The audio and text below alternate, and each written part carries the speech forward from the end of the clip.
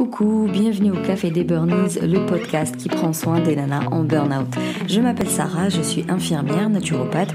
Ma mission est de t'aider à déculpabiliser, à sortir de ton isolement pour recharger tes batteries et être épanouie. Chaque semaine, que ce soit en solo ou avec une nana inspirante, on parlera des valorisations, échecs, mais aussi résilience, espoir, reconversion et surtout trichothérapie. Maintenant, détends les épaules, cohérence cardiaque et profite pleinement de cet épisode. C'est Julie, j'ai fêté mes 31 ans en avril. J'ai commencé par une double licence de langue. J'ai été prof de français aux États-Unis. Je me suis rendu compte qu'en fait c'était pas pour moi, j'avais pas la patience. Donc après j'ai enchaîné avec une école de commerce, sans trop vraiment bien savoir quoi faire, mais bon, les langues en soi, on peut pas faire grand chose avec si on veut pas l'enseigner. Donc je me suis dit, commerce, la suite un peu logique. Au fur et à mesure des jobs, je me rendais compte que passer les 2-3 premiers mois qui sont un peu fun parce que tu découvres le poste, l'industrie, etc. À chaque fois, je m'ennuyais sévère. Pourtant, j'ai fait plein d'industries différentes. J'ai fait de la cosmétique, de l'énergie, de l'enseignement et à chaque fois la même chose, le marketing. Peu importe le poste, au bout d'un moment, j'ai l'impression de vendre du vent en fait. De vendre des cases de pub dans un email. Voilà, j'avais pas d'attachement très important au poste. J'ai l'impression vraiment de vendre du vent et ça s'est répété dans pas mal de jobs. Donc au bout d'un moment, je me suis dit, bon, peut-être me poser une autre question. Est-ce que le marketing est fait pour moi, tout simplement? Voilà, il y a eu des patrons un petit peu désagréables au fur et à mesure des jobs aussi. J'ai vu une de mes cousines se faire détruire par un job. Là, ça fait 10 ans que c'est passé, c'est toujours pas revenu à la même, c'est toujours pas ma cousine. Et ma mère avait une expérience très compliquée aussi quand elle était enceinte de moi. Mais vraiment ce qu'on peut voir dans les films, caricature, le diable s'habille en Prada devant les clients, horrible. Et je pense que il y a eu des petites répercussions sur moi quand même.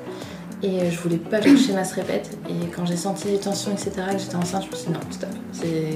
Non. Tu prends pas de risque. On arrête tout de suite. Et de fil en aiguille, du coup, j'ai commencé à pâtisser comme beaucoup de gens pendant faire du pain.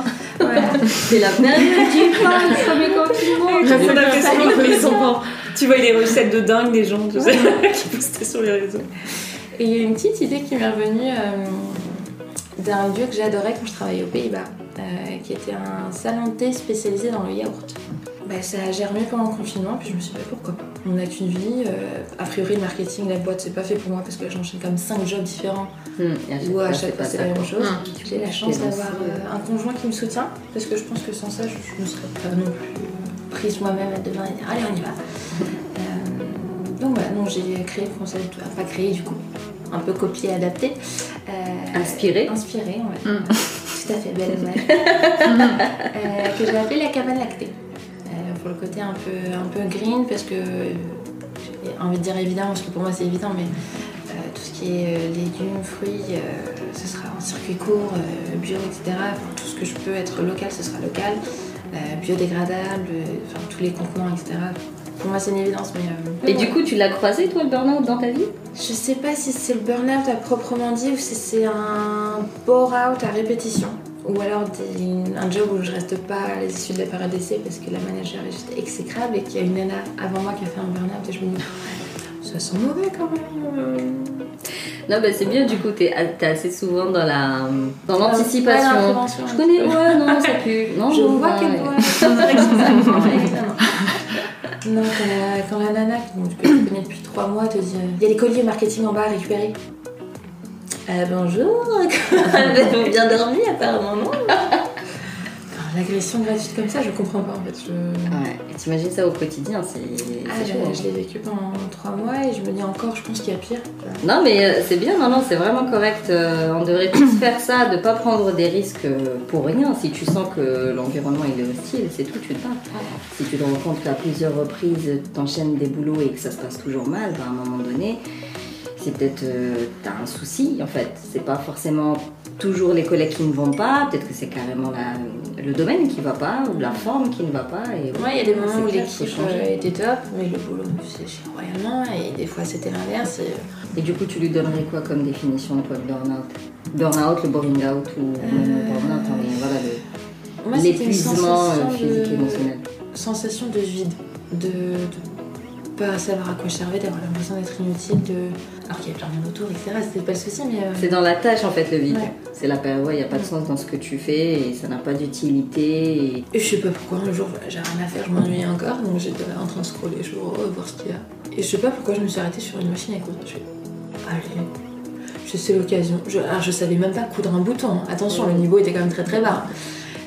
Et je sais pas, c'est venu comme une envie de pisser, excusez-moi l'expression, mais c'est venu comme ça. Et je me suis dit, allez, j'ai pris 2-3 cours et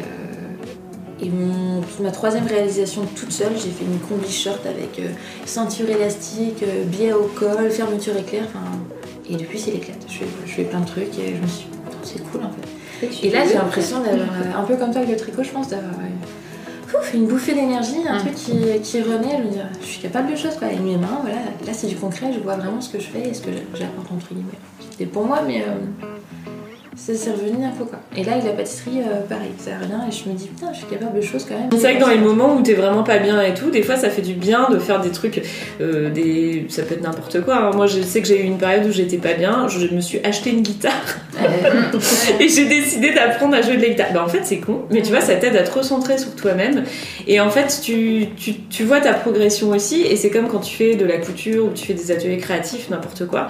Le fait d'avoir fait un truc de tes mains dont t'es fier, bah en fait déjà je trouve ça aide vachement à se vider la tête, à se recentrer et tout, et en même temps ça te renvoie un sentiment de fierté direct en fait, et ça te met vraiment du baume au cœur, je trouve que ça fait du bien. La musicothérapie. Exactement. Non mais tout. Je suis toujours aussi nulle en guitare, hein, je vous rassure, mais en tout cas à cette époque-là, j'étais super fière de moi parce que j'arrivais à faire 3 pauses. Non mais c'est vraiment ça, c'est booster l'estime de soi. C'est ça, exactement. C'est parce que généralement, quand tu fais un burn-out, t'as été rabaissé pendant assez longtemps et t'as juste besoin de te dire ah mais je suis douée, et si il y a des choses dans lesquelles j'excelle et je sais faire, et en fait je sais faire tout simplement. Moi je bossais dans le textile, je suis restée longtemps dans une entreprise où en fait ça s'est fait petit à petit, hein. Je suis restée quand même un certain nombre d'années dans cette entreprise, et le fait est que au fil des années, moi je suis quelqu'un qui m'investit beaucoup, c'est-à-dire que quand je fais un truc, et je pense que c'est un peu la base du burn-out aussi, c'est l'investissement. Quand je fais un truc, les paresseux ils font quoi de c'est ça, burn-out, parce qu'ils sont détachés, engagés de la vie, ça fait pas de burn-out. En fait, moi je sais que quand je fais un truc, je le fais à fond, sinon je ne le fais pas. Et pareil dans mon boulot, quels que soient les boulots que j'ai occupés, alors je sais pas si c'est une peur de l'échec ou si c'est la volonté absolument que ce soit toujours parfait. En tout cas, je sais que j'ai tendance à avoir une exigence importante avec moi-même. Et du coup, je suis une bosseuse parce que je veux que ce soit parfait. Mais je sais que ça peut jamais être parfait. Mais en tout cas, j'essaye de faire en sorte que ce soit le mieux possible. Du coup, ça veut dire quoi ? Ça veut dire ne pas compter ses heures, ça veut dire rester jusqu'à 20h au boulot, souvent, voire très souvent. Et en fait, au fil du temps, on s'investit. Et en fait, moi, ce qui a commencé à me peser, c'est le manque de reconnaissance. En fait, je me rends compte, là, avec le recul, que j'avais un manque de reconnaissance énorme. Que je me suis peut-être sûrement auto-créée aussi, hein, parce que voilà, j'avais ma reconnaissance, j'avais un salaire, voilà. Moi, ça se passait bien avec mes collègues, je m'entendais bien avec eux, j'avais pas de soucis. Mon boss était loin d'être un tyran, il était plutôt sympa et tout, mais j'avais toujours un manque de reconnaissance. J'attendais quelque chose en fait qui ne venait jamais. Et donc je m'investissais, mais ça ne venait toujours pas. Le fait est qu'au fil du temps, on finit par se demander à quoi bon en fait. Et t'attendais quoi ? J'attendais, j'en sais rien, j'attendais une évolution de salaire, j'attendais un autre poste, j'attendais... Je sais pas ce que j'attendais, mais en tout cas, ça ne venait pas. J'étais dans un service où on avait toujours tendance à en demander un peu plus, toujours. Donc on le faisait, on prenait. En plus, comme je suis un peu une stressée de la vie, forcément, quand on forme quelqu'un, déjà on a sa propre charge de travail, il faut former en plus, ce qui est normal, hein, parce que la personne arrive, elle peut pas tout connaître. Et t'as toujours le stress de merde, j'espère qu'il va pas y avoir des boulettes qui vont être faites. Donc t'as toujours ce stress de recontrôler derrière. Et comme déjà je suis du genre à me recontrôler moi et en plus recontrôler le boulot d'une autre personne, ça contribuait aux choses. On m'a fait des promesses qui n'ont pas été tenues. Et ça, c'est quelque chose qui est hyper important pour moi. Et là, il y a des paroles qui ont été faites qui n'ont pas été tenues. Et en fait, moi, ça m'a blessée, mais vraiment, peut-être de manière excessive, mais voilà. Donc en fait, j'ai ma frustration qui a monté. Je continue quand même à faire mon boulot, mais voilà. D'ailleurs, c'est une période où j'ai décidé de commencer un bilan de compétences. C'est pas pour rien. La première séance que j'ai eue à mon bilan de compétences, la personne qui m'accompagnait m'a dit au bout de 10 minutes, je vous arrête tout de suite, en fait, vous êtes à 2 doigts du burn-out. J'ai dit, mais non, mais pas du tout. Heureusement, vous êtes sensible à la question. Mais pas du tout. Il m'a dit, mais si, moi je vous donne pas 2 mois pour être en arrêt, en fait. À ce train-là, je vous donne même pas 1 semaine pour être en arrêt. J'ai quand même tenu un petit peu, et puis au mois de novembre, c'est marrant, je me souviens très bien de ce jour. C'était mon anniversaire, le 11 novembre. Et donc en fait mon petit mari vient me réveiller gentiment avec un petit déjeuner au lit, une bougie sur mon pain au chocolat. Et là je le vois arriver et j'ai fondu en larmes et je me suis dit en moi-même, mais il me dit pourquoi tu pleures? Je sais pas. Et en fait ce jour-là j'ai pleuré toute la journée et j'étais même pas capable de dire pourquoi je pleurais. Et en moi-même je me disais mais t'es complètement marteau. Et je me suis dit mais t'es complètement dingue en fait. En plus il y avait un repas chez mes parents et tout, j'étais là, j'essayais de me cacher, ma mère était mais ça va? Oui ça va. Enfin bref, je me suis dit il y a quelque chose qui va pas. Donc en fait mon anniv c'était un samedi et donc le lundi je retourne bosser, fallait bien retourner bosser. Et en fait je me suis rendu compte que toute la journée j'étais plus moi-même. C'est-à-dire que moi qui suis hyper consciencieuse normalement, qui suis là non on va faire ça, non. Là c'était j'ai complètement déconnecté de mon boulot, mais je me reconnaissais plus moi-même. Je rigolais je rigolais nerveusement. Par exemple, mon assistante me disait, parce que j'étais acheteuse à l'époque, mon assistante me disait la galère, il y a le fournisseur qui veut décaler la livraison de 2 mois alors que le produit il est en pleine page de catalogue, le drame et tout. Je rigolais, je disais tu sais, dis-lui 3 mois. 3 mois c'est bien, tu peux lui dire même 6 mois s'il veut. Elle me disait mais t'es sûre que ça va? Ouais, ça va super. Je m'en fous en fait. Et donc toute la journée, je me suis rendu compte j'étais anormalement détachée de la situation, donc à l'opposé de ce que j'étais avant. Et en moi-même, je rigolais toute seule, je me disais mais je suis complètement marteau. Et en fait, le soir, je me suis dit il y a quand même un truc qui va pas dans ma tête là en ce moment. Donc j'ai pris rendez-vous avec mon médecin. Le lendemain, j'ai de la chance d'avoir un très bon généraliste. Il m'avait arrivé, au bout de 5 minutes, il m'a dit on va commencer par un arrêt de 2 semaines parce que là je pense que ça va pas être possible. Là vous êtes à 2 doigts du précipice, donc il vaut peut-être mieux s'arrêter avant l'impact. Et le fait est que j'ai été en arrêt pendant à peu près 4 mois, et au bout des 4 mois je me suis fait une raison, je me suis dit non, en fait je ne peux pas y retourner, je ne peux pas. Je ne peux pas. C'était physique, ouais, c'est ça. Et puis en fait, je me suis rendu compte que le textile me manquait quand même, parce qu'il y avait des choses que j'aimais bien dans le textile. Je vais pas dire que je détestais mon boulot, parce que c'était pas du tout le cas, c'est qu'il y avait des choses qui me dérangeaient, mais j'ai les compétences, on va dire les connaissances de comment ça fonctionne, etc. J'ai le bon réseau, j'ai l'envie, j'ai le temps devant moi, puisque du coup j'avais un peu de chômage à venir, on va dire. Je me suis dit, t'as quoi à perdre? Au pire quoi? Au pire tu perds peut-être un peu de sous, mais tu vas pas perdre non plus toutes tes économies. Et au pire, si tu le fais pas, qu'est-ce qui se passe? Et je me suis dit, effectivement, j'ai pas grand-chose à perdre. Et si je le fais pas, je vais peut-être le regretter toute ma vie de ne jamais avoir osé franchir le pas. Et donc aujourd'hui, j'ai créé ma marque de vêtements d'allaitement qui s'appelle Atelier Belette. En hommage à ma fille dont le surnom est la Belette, qui a maintenant 18 mois, qui grandit bien. En tout cas pour l'instant je ne regrette rien. C'est sûr que c'est des sacrifices de monter son entreprise. T'as plus, comme tu disais, le confort du salariat, les congés payés, parce que en fait quand tu montes ta boîte t'es jamais vraiment en congé, parce que t'as toujours dans un petit coin de ta tête ton boulot. Ta journée de travail elle est extensible jusqu'à 2h30 tu recheckes un truc. C'est ça. Ouais, t'es là à répondre aux gens sur Instagram à minuit et demi. Avec mon mari à côté qui pète un câble. Oui, t'es encore sur ton portable. Bon. Mais je ne regrette rien, parce que enfin je fais un truc qui me fait vibrer et qui a du sens pour moi en fait. D'ailleurs j'ai envie de revenir un peu sur ce que tu as dit. Donc toi après le burn-out tu as fait un autre boulot? J'avais envie de reprendre une activité, mais je ne voulais surtout pas reprendre un CDI. Quand t'es en CDI, et c'est le problème que j'ai eu pendant des années dans ce job finalement, c'est que t'arrives pas à partir en fait, parce que t'as toujours ce truc de dire ouais mais quand même je suis en CDI, et puis partir pourquoi? Surtout quand tu sais qu'il y a 1 million de chômeurs en France, tu dis ouais j'ai un CDI, je vais quand même pas le lâcher, faut pas déconner. Carrément. Et en fait ce que j'aimais bien finalement c'est qu'il y avait une date de fin, c'est que je me suis dit voilà je me mets là-dedans, je fais ça, mais je sais que il y a une date de fin. Et donc, s'il n'y avait pas eu Atelier Belette, t'aurais peut-être eu comme objectif d'avoir toujours des petits contrats où tu sais que tu ne vas pas impliquer, tu ne vas pas peut-être t'engager à 100%, tu fais ton travail, ça y a pas de souci. Mais voilà, tu te dis telle date c'est fini, je rentre chez moi. Ouais, ça m'a pas empêché de m'impliquer quand même à fond là où j'étais, parce qu'en plus quand tu débarques dans une nouvelle boîte, tu dois tout réapprendre et tout, donc ouais, c'était quand même du taf, mais j'étais contente de me réinvestir dans un nouveau truc en fait, tu vois. Je remettais les compteurs à zéro, donc ça c'était plutôt cool. De toute façon il y a eu très vite le confinement et compagnie, hein, donc les choses se sont faites de manière finalement... Ce confinement franchement il a fait beaucoup de bien. Exactement, il y a plein de gens qui se sont remis en question. Autour du micro, le confinement ça a été le déclic, ça a été l'occasion ça a été le moment où j'ai décidé de... Toi c'est venu avant, après? Alors moi c'est venu bien avant le confinement. Je vais même présenter, moi c'est Louise, j'ai 31 ans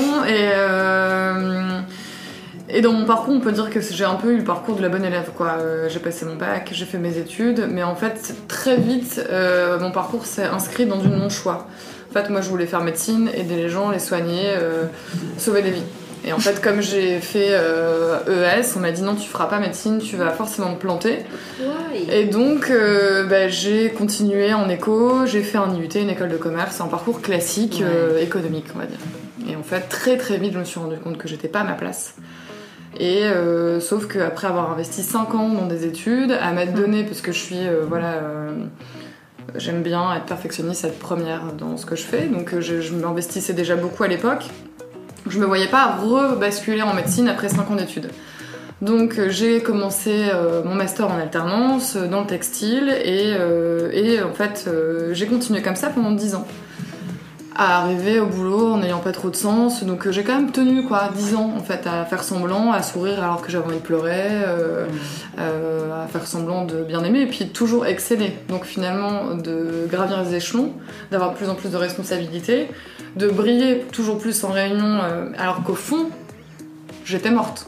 Et en fait moi je suis tombée il y a, pour répondre à ta question, il y a 3 ans. Et en fait le burn-out il s'est installé vraiment 5 ans avant. En fait, c'est hyper sournois. C'est un épuisement qui vient s'étaler sur plusieurs années où en fait tu te mens à toi-même parce que en fait on nous apprend pas à nous connaître. Donc je savais pas quelles étaient mes valeurs. Je ne savais pas poser mes limites. Je savais pas qui j'étais, ce que je voulais, ce que j'avais envie. Et en fait, je savais que j'étais pas à ma place. Je savais que j'étais hyper mal. Mais je savais pas répondre à cette foutue question. Qu'est-ce qui te met envie, qu'est-ce qui te fait vibrer, qu'est-ce qui te fait sourire, quoi. Si c'est pas ça, quoi. C'est toujours ça le problème. Et voilà. Et puis en fait, le corps, il m'a complètement lâché en fait. C'était, je dirais pas du jour au lendemain, parce que j'ai commencé à faire des insomnies pendant 2 mois. J'ai pas dormi, du tout. Et je continuais à aller au boulot.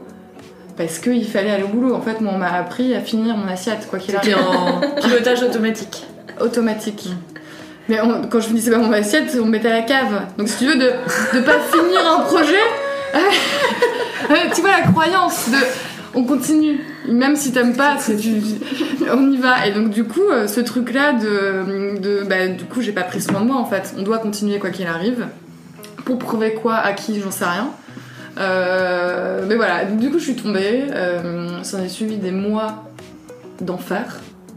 Voilà, je suis devenue l'ombre de moi-même. Et c'est pour ça que moi, quand j'ai encore beaucoup d'émotions quand je dois en reparler, parce que c'est genre une période horrible. Ouais.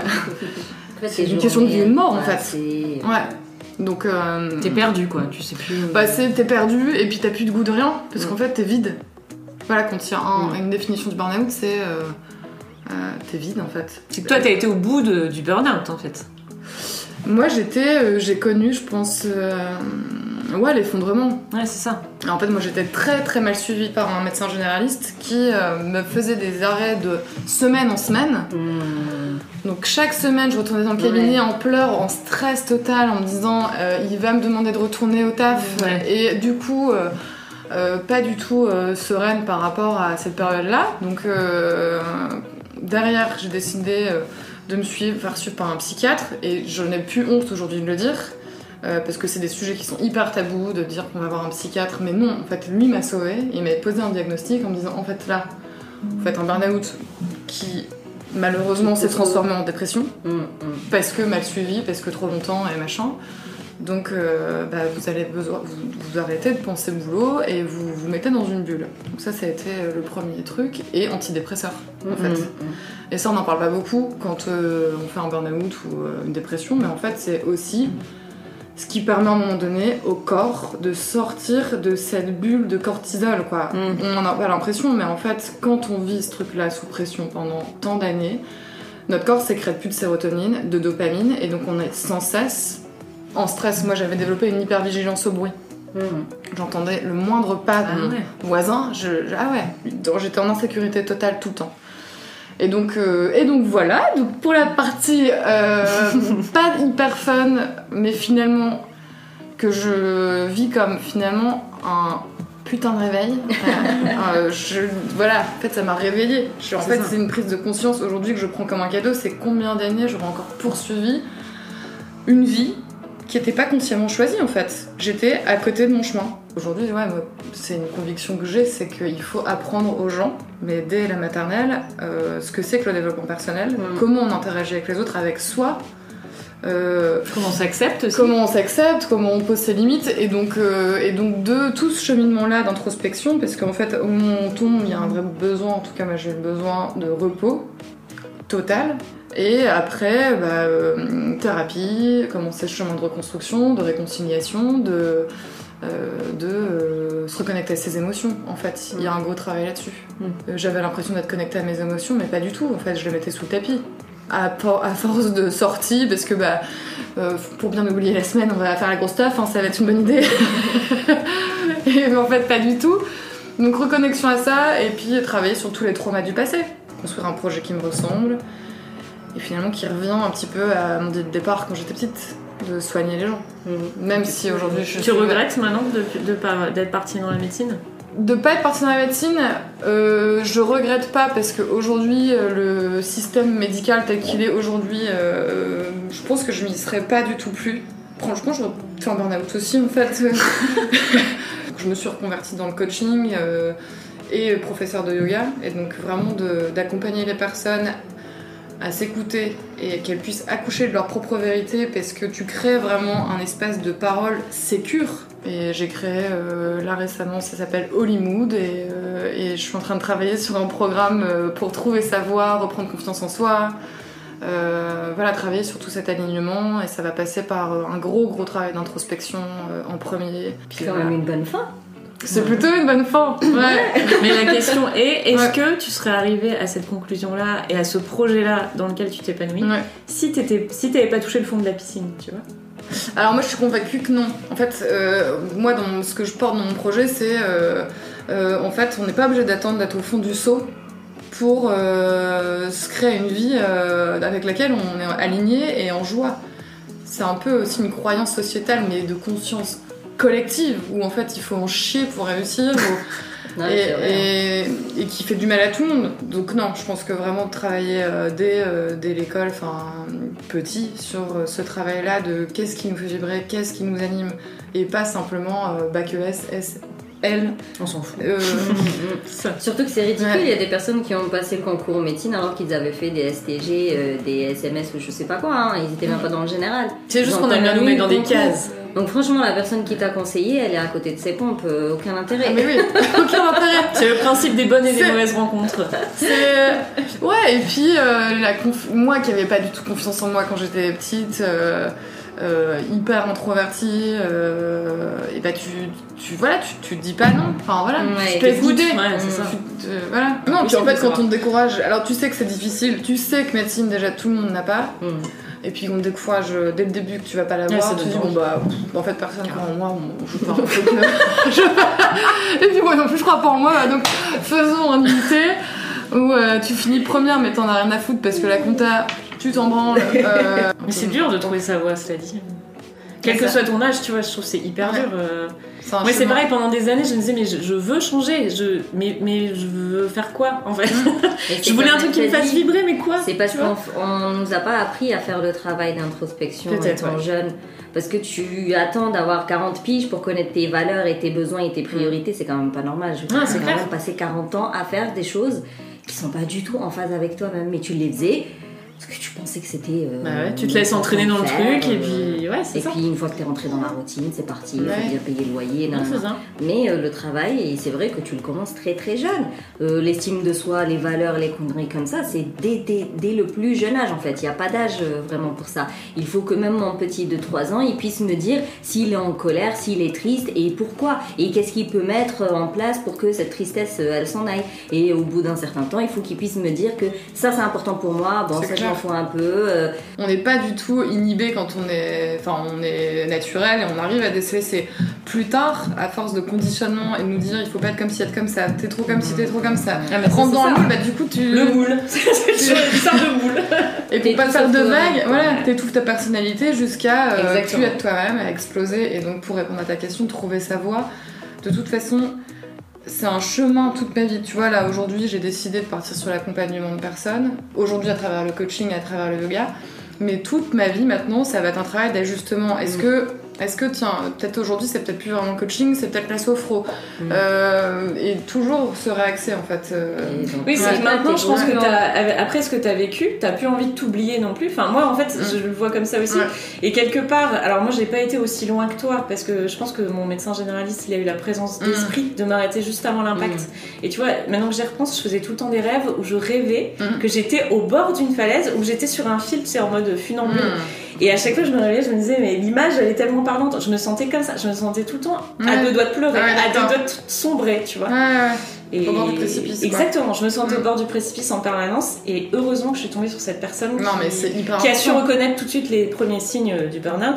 Parce que sinon, tu vois, moi, je connais des gens qui ont vécu des burn-out, ils n'ont pas pu sortir de leur lit pendant 1 an. C'est ça. C'est dingue, ça peut aller super loin, tu vois. Et de toute manière, on va continuer à évoluer, même après un burn-out, c'est pas définitif en fait. Maintenant, comme tu dis, tu fais du yoga avec du coaching, peut-être que dans 5 ans, tu auras envie de faire autre chose. Et c'est cool, c'est bien. Mais maintenant, ça fait pas de toi une girouette, tu vois. Tu fais ce que tu veux au moment où tu as envie de le faire. Mais je pense que passer par là, ça t'apprend à t'écouter et ça t'apprend à dire non. Tu vois, moi, avec le recul, je me dis... par contre, ça se... je me dis que si jamais un jour je retourne dans l'entreprise... de tomber dans le précipice, ça va être chouette. Quand tu me vois, j'arrête pas de le dire, tu vois que t'es au bord. Arrête d'avancer. J'ai adoré cette image. Mais c'est ça. C'est trop ça. Mais tu vois, je pense que au final, moi je me dis, alors après j'ai peut-être tort, mais si jamais je retourne dans le monde de l'entreprise après, je pense que jamais je m'autoriserai à m'infliger ce genre de truc de nouveau, tu vois. Parce que là, avec le recul, je me dis, mais pourquoi pourquoi tu t'es rendu malade à ce point pour un boulot? C'est pour ça que ça peut vite revenir. Moi j'ai vu là, en commençant à créer ma boîte et tout, il y avait quand même, t'as une espèce de réminiscence qui revient. Il y a quelque chose qui te refait vivre le même schéma où je bossais trop sur mon truc et mais c'est pour toi, c'est pas pareil quand même. Mais tu peux quand même tomber dedans, hein. Oui, c'est vrai. En étant dans ton compte à faire ce que tu aimes, s'il y a toujours pas ces phases de récupération, tu peux te laisser bouffer par ton truc. En fait, c'est toujours la même histoire du cortisol.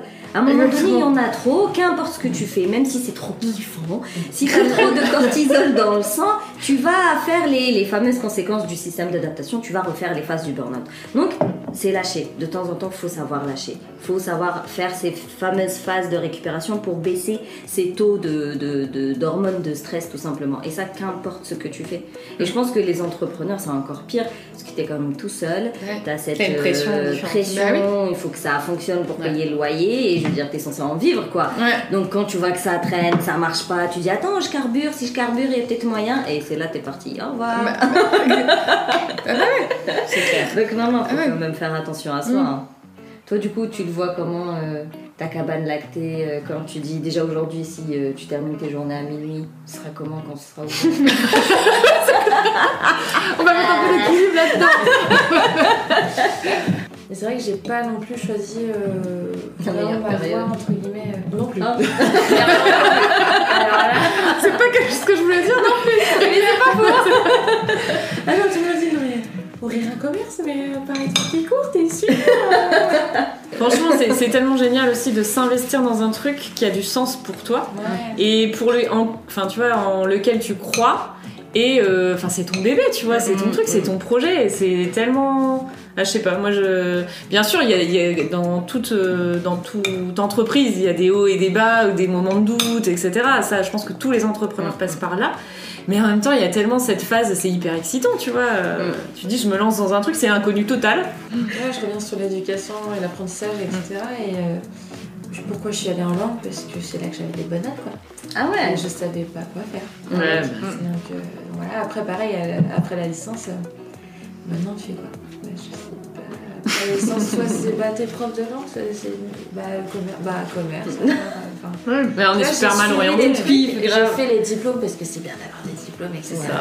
Mais pour faire quoi? Ça rassure. J'ai jamais su en fait. Donc j'ai enchaîné les trucs. C'est fou. Ouais, pareil, j'avais des bonnes notes. J'ai fait classe européenne depuis la 4e. J'ai continué maternelle. J'ai même pris une deuxième option qui était facultative. Enfin, ouais, j'ai cumulé aussi les trucs. J'ai les diplômes, j'ai double diplôme. J'ai fait 1 an en Norvège, machin truc. J'ai étudié aux J'ai fait États-Unis. plein de pays, ce que je vois. Et tout ça, pas pour rien, parce que j'ai vécu une expérience extraordinaire, mais pour toujours au bout ne quand même pas savoir ce qui. Le retour à la case départ. Suite non vie, quoi. Rentrer dans une école de danse, puisque je faisais de la danse depuis mes 4 ans. Et j'ai eu tous les conseils, alors bienveillants, mais qui partaient quand même de leur peur, qui c'est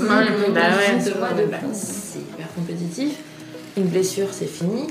Ta carrière à 30 ans, c'est fini, donc il faut que tu te reconvertisses en prof, etc.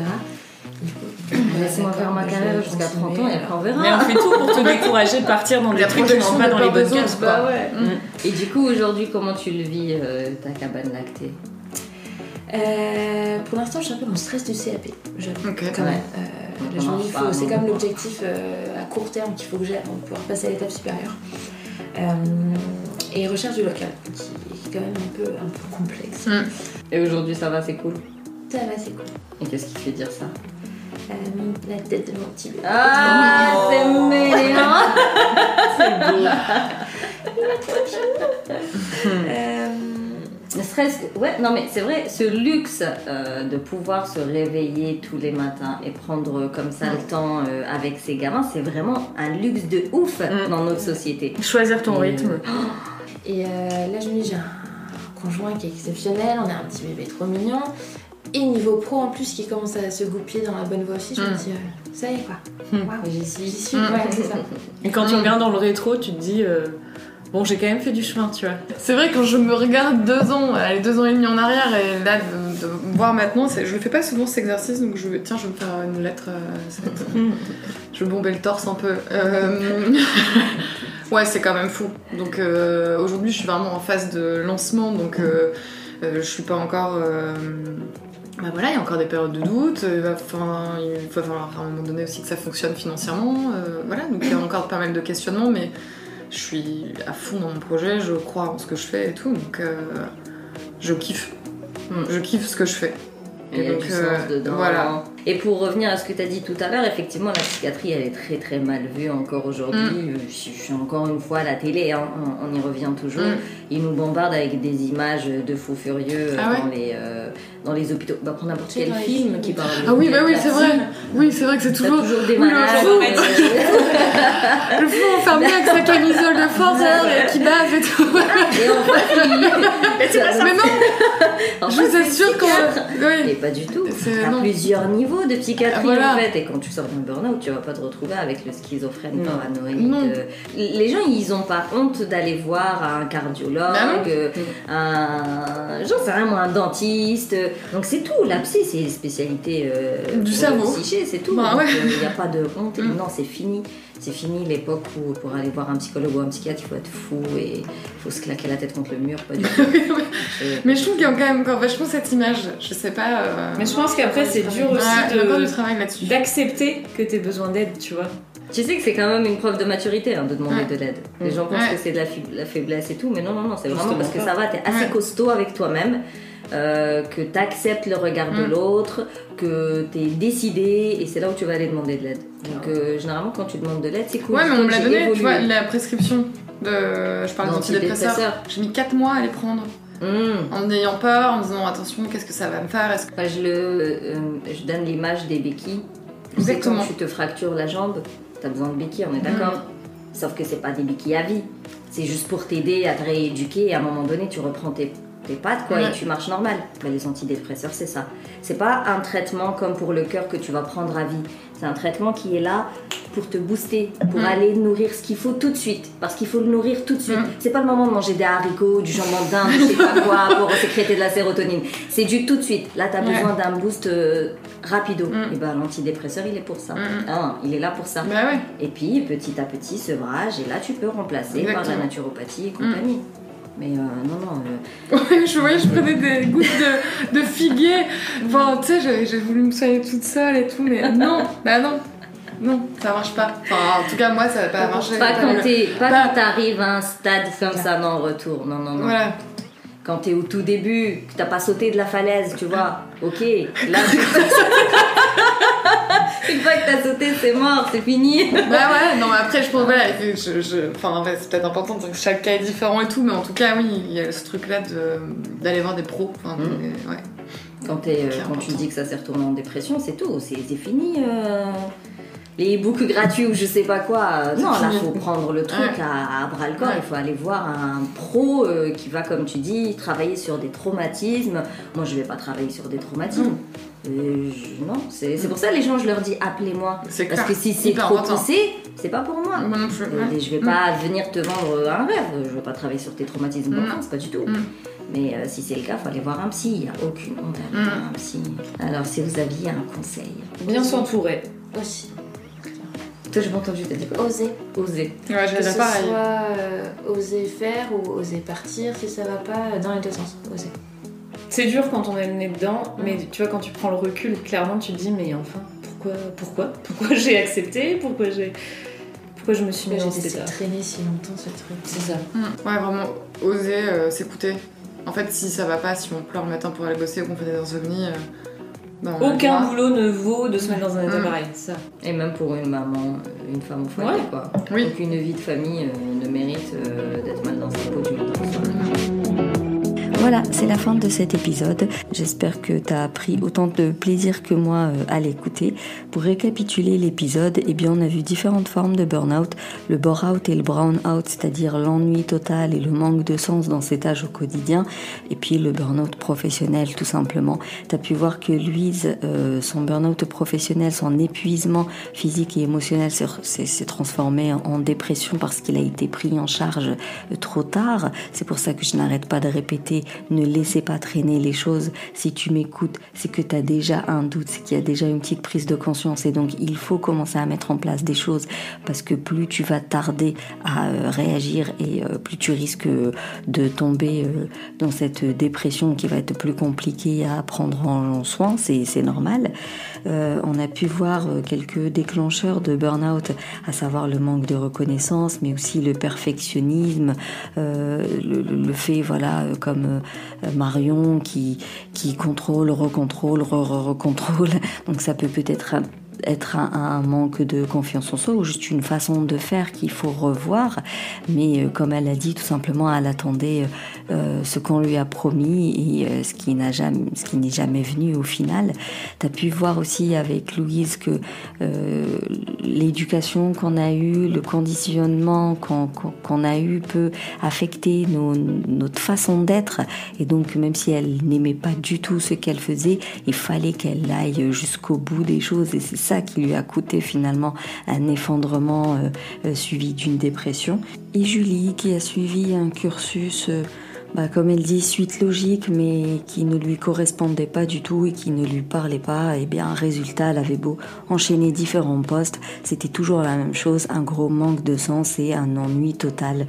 On a pu voir aussi que pour sortir de ce burn-out, la créativité a un rôle, mais juste magique, parce que ça te revalorise, parce que ça te rend fier de toi, ça remet du sens dans ce que tu fais, ça te reconnecte à tes émotions, à tes ressentis, et surtout avoir un projet de vie aussi grandiose qu'il soit, en tout cas un projet de vie qui te correspond, qui te parle, qui est vraiment aligné avec tes valeurs, avec tes forces, avec tes compétences.